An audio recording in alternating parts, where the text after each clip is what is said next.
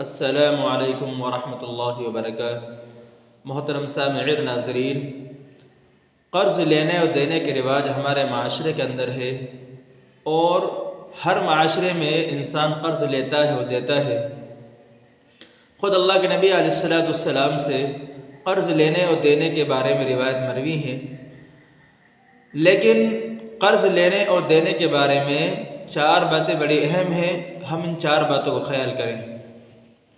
پہلی چیز ہے، بغیر سخت مجبوری کے قرض نہ لے، یعنی اگر سخت مجبوری ہو تبھی جا کر قرض لے، اس لیے کہ قرض لینا یہ اچھی بات نہیں ہے۔ اگر آپ کے پاس سخت مجبوری ہے تو سخت مجبوری میں ہی آپ قرض لیں، بغیر مجبوری کے قرض نہ لیں۔ دوسری بات ہے، جتنا آپ نے قرض لیا ہے اتنا ہی آپ کو دینا ضروری ہے، اس سے زائد دینا ضروری نہیں ہے۔ مثلا آپ نے قرض 1 لاکھ روپے لیے ہیں، تو اب چاہے 10 سال گزر جائیں تب بھی آپ پر 1 لاکھ روپے لوٹانا ہی ضروری ہے، اس سے زیادہ دینا ضروری نہیں ہے،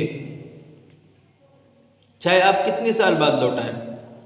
اور تیسری چیز ہے، اگر کسی سے آپ نے قرض لیا ہے اور وہ قرض لینے کے اندر اضافی شرط لگاتا ہے، یہ کہتا ہے میں آپ کو 1 لاکھ روپے دے رہا ہوں، لیکن آپ کو 1,20,000 روپے دینے پڑیں گے، اگر شرط لگا دی تب بھی آپ پر 1 لاکھ روپے دینے ہی ضروری ہے، 20,000 روپے دینے ضروری نہیں ہوں گے۔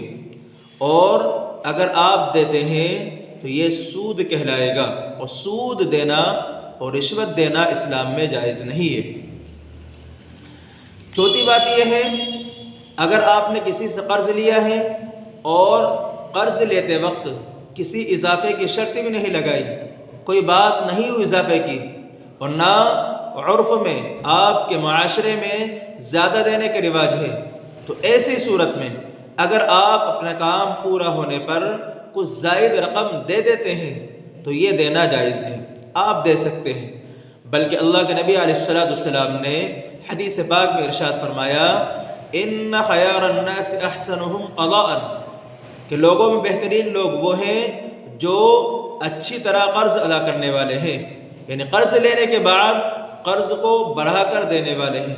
یعنی اگر آپ نے 1 لاکھ روپے قرض لیے ہیں اور آپ کا کام ہو گیا تو اب اگر آپ چاہیں تو 1,10,000 روپے دے سکتے ہیں، لیکن بغیر کسی شرط کے۔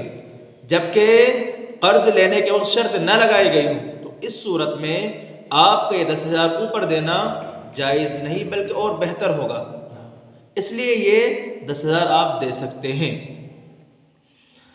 اللہ تعالی ہم تمام کو ان باتوں پر عمل کی توفیق نصیب فرمائے، اور ہم تمام کو بہتر قرض ادا کرنے کی توفیق نصیب فرمائے۔